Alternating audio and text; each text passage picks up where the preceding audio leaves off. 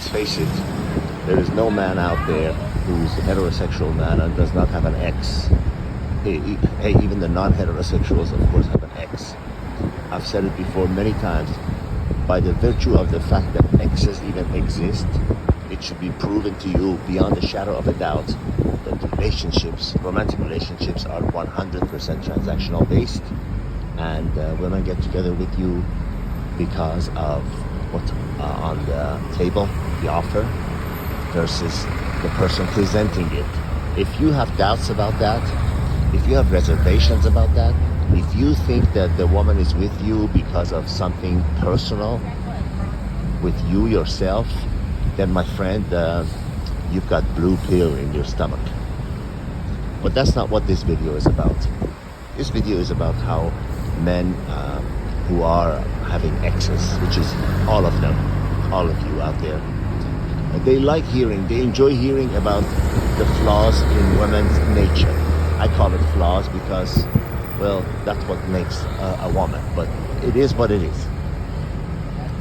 They like to hear that she's there for the offer on the table, that she's always looking for a better deal, that she's always has one foot out the door, always on the lookout, etc., etc., etc. You've heard it before, and all of them are, of course, true. All of them are, of course, true. If they were not true, they would not resonate with you and with me and every other normal human being walking this earth. But what I want to tell you is that when what you may not like to hear is that when it's all said and done, it's you, the person in the mirror, that's to blame. Because listen, if you're living in the West and you're going out with a woman and she asks you, as they all do, well, where is this going? What are you looking for? All of those things are because she's looking for her own safety, security, and future. Why did you think she goes out with you? Because she likes the color of your eyes? Those things might be secondary things, but the main thing is your financial ability to take care of her. And also a man's financial standing. And because with it also comes a lot of other things. Usually a man who's successful is also a go-getter. Usually a man who's successful also has a strong character. Usually a man who's successful also knows how to get things, has a way of thinking that is attractive and sexy to a woman. So all those things come with it, and the bonus is that he is successful. He has money. When a woman is choosing you to go out with you, it's because of those things. It's not because of how you look or anything else. Those are all secondary. They might play into her decision, but they are secondary. So, if you are not going to marry her, if you're not going to, let her have a piece of that financial success for her and her future kids, or for her present kids, in many cases, unfortunately for you, then you are really useless to her. That's why she's asking, what are you looking for? Where is this going? What do you look for in a woman?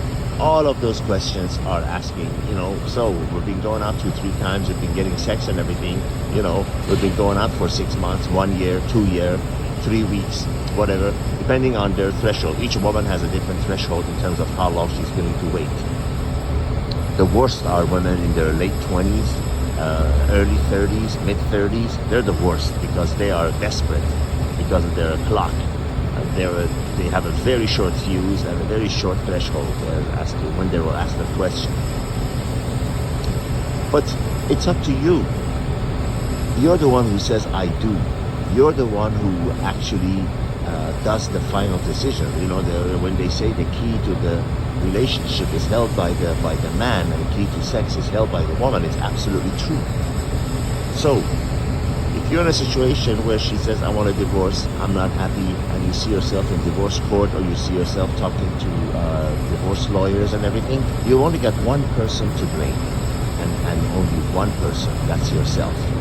Even if you are in a normal relationship with a woman, and you are financing her, you are paying off her debt, you're doing things for her, basically in an attempt to purchase her affection, it's you to blame.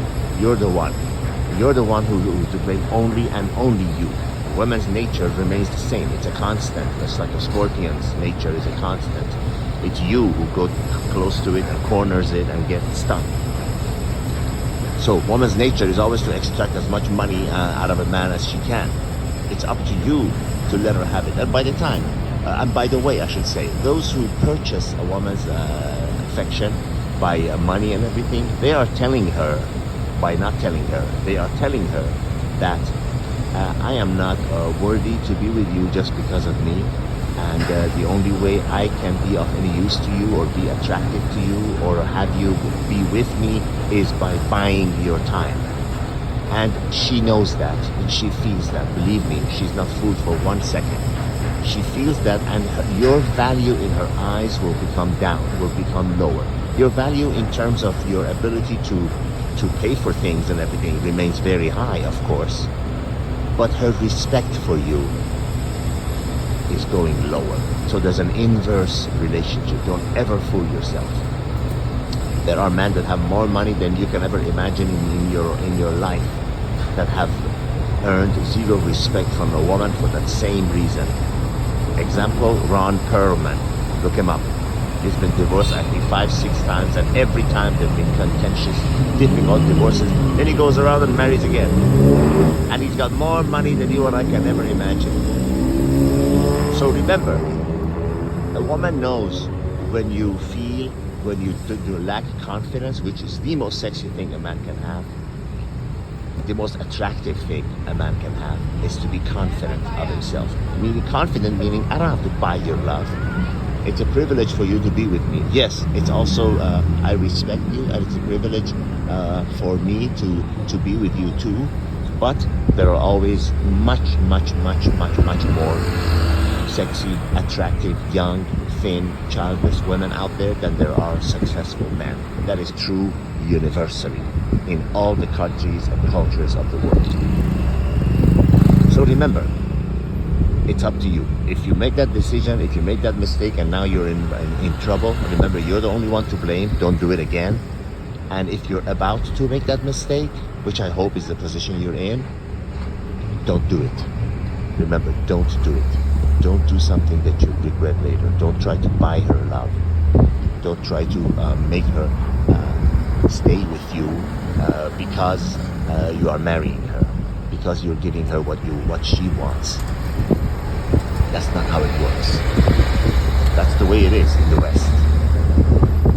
And all over the world, really. But in the West, your financial assets are in far more danger than in other countries, because in other countries you can just walk away. But in the West, they've got you by the you know what. All the best.